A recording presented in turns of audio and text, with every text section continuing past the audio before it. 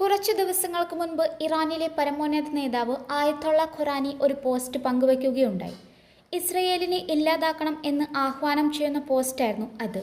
എന്നാൽ അത് നെതന്യാഹു കാണുകയും ആ പോസ്റ്റിന് അപ്പോൾ തന്നെ മറുപടിയുമായി എത്തുകയും ഉണ്ടായി. The dictator of Iran, the Ayatollah Khamenei, posted this.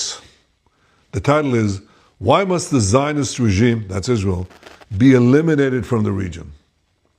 So here you have the ruler of Iran openly declaring again that his goal is to destroy the state of Israel. And the most brazen thing about this is that he issues this while he's supposedly negotiating peace with the United States. Well, Israel will not be eliminated. What must be eliminated is Iran's axis of terror and its nuclear weapons program, not only for the sake of Israel, but for the sake of our entire region and for the sake of peace in our world. ഇറാന്റെ ആണവ നിലയങ്ങൾ Israel കുറെ കാലമായി നിരീക്ഷിച്ചു വരുന്നുണ്ട്. ഈ ആണവ നിലയങ്ങൾ ആണവായുധ നിർമ്മാണത്തിന് ഉപയോഗിക്കുന്നുണ്ടോ എന്നാണ് ഇസ്രായേൽ സംശയിക്കുന്നത്. ഇത്തരം നിലയങ്ങളിൽ ആണവായുധം വികസിപ്പിക്കാനുള്ള സാധ്യത കൂടുതലാണ്. ഇത് ഇസ്രായേലിന് സുരക്ഷാ ഭീഷണി ഉയർത്തുന്നു. കൂടാതെ ഇറാന്റെ ആണവായുധ മേഖലയിലെ ശക്തി സന്തുലനത്തെ തകിടം മറിക്കുകയും ചെയ്യും. മാത്രമല്ല, അറബ് രാജ്യങ്ങൾക്കും ഇറാന്റെ ആണവ പദ്ധതി ഭീഷണിയാണ്. അതിനാൽ ഇസ്രയേലും അമേരിക്കയും ഈ വിഷയത്തിൽ സഹകരിച്ച് പ്രവർത്തിക്കുന്നുണ്ട്. എന്നാൽ അമേരിക്ക പറയുന്നുണ്ട് ഞങ്ങൾക്ക് ഈ ആക്രമണത്തിൽ പങ്കില്ല എന്നാണ്. പക്ഷേ ആക്രമണം നടത്തുമെന്ന് മുൻകൂട്ടി അറിയാമെന്നാണ് ട്രംപ് പ്രതികരിച്ചത്. ഈ വീഡിയോ നെതന്യാഹു പങ്കുവച്ചതിന് പിന്നാലെ ഇറാൻ വളരെ വലിയ രീതിയിൽ നിരീക്ഷിക്കുകയുണ്ടായി.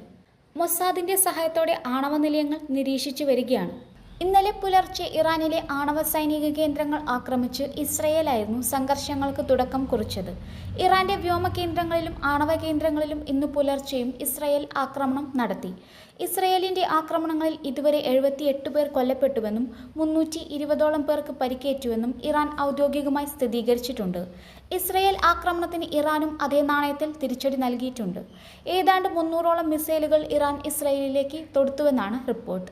എന്നാൽ 150ഓളം മിസൈലുകൾ ഇറാൻ വിക്ഷേപിച്ചുവെന്നും 9 മിസൈലുകൾ ഒഴികെ ബാക്കിയെല്ലാം വ്യോമ പ്രതിരോധ സംവിധാനമായ അയൺ ഡോം തകർത്തുവെന്നാണ് ഇസ്രയേൽ വ്യക്തമാക്കുന്നത്. വെള്ളിയാഴ്ച രാത്രിയാണ് ഇറാൻ ഇസ്രയേലിൽ മിസൈൽ ആക്രമണം നടത്തിയത്. ആക്രമണത്തിൽ 2 പേർ കൊല്ലപ്പെടുകയും 70-ൽ കൂടുതൽ ആളുകൾക്ക് പരിക്കേൽക്കുകയും ചെയ്തിരുന്നു. ഇസ്രയേൽ പ്രതിരോധ മന്ത്രാലയത്തിന് സമീപം ഇറാൻ മിസൈൽ പതിച്ചു. വൻ സ്ഫോടനവും കെട്ടിടത്തിൽ തീപിടുത്തവും ഉണ്ടായതായി അന്താരാഷ്ട്ര മാധ്യമങ്ങൾ റിപ്പോർട്ട് ചെയ്തു. ഇസ്രയേൽ ആക്രമണത്തിന് പിന്നാലെ യുഎസുമായുള്ള ആണവ ചർച്ചകളിൽ നിന്ന് പിന്മാറി ഇറാൻ. ഈ സാഹചര്യത്തിൽ യുഎസുമായുള്ള ചർച്ച അർത്ഥശൂന്യമെന്ന് ഇറാൻ വിദേശകാര്യ മന്ത്രാലയ വക്താവ് ഇസ്മായിൽ ബാഖി പ്രതികരിച്ചു. ഇറാനെതിരായ ആക്രമണത്തിൽ യുഎസ് ഇസ്രയേലിനെ പിന്തുണയ്ക്കുകയാണെന്നും യുഎസ് അനുമതിയില്ലാതെ ഇസ്രയേൽ ആക്രമണം നടക്കില്ലെന്നും ബാഖി ആരോപിച്ചു.